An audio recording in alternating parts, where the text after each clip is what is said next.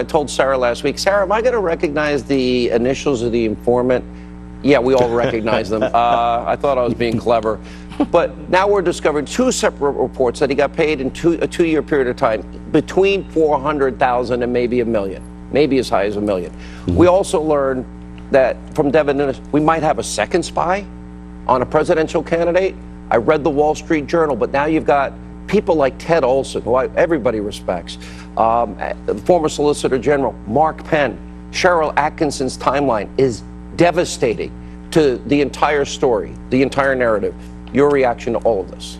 Well, here's the thing. Inspector generals are good in certain circumstances. Here's the problem with Mr. Horowitz. He cannot interview any of the people who have left the Department of Justice or FBI. He has no subpoena authority. So all of the people who were part of the plot and were in DOJ and the FBI are gone. He can't talk to them. All he can do is review documents and talk to whoever's left to do that. What we need is a federal grand jury with a prosecutor. Doesn't have to be a special counsel. And by the way, let's remember why we're here. We're here because Rod Rosenstein, a political coward, someone who was inadvertently made Deputy Attorney General, appointed Robert Mueller illegally with no evidence that any crime had been committed. And here we are more than a year later with nothing having been determined except that there was no Russian collusion.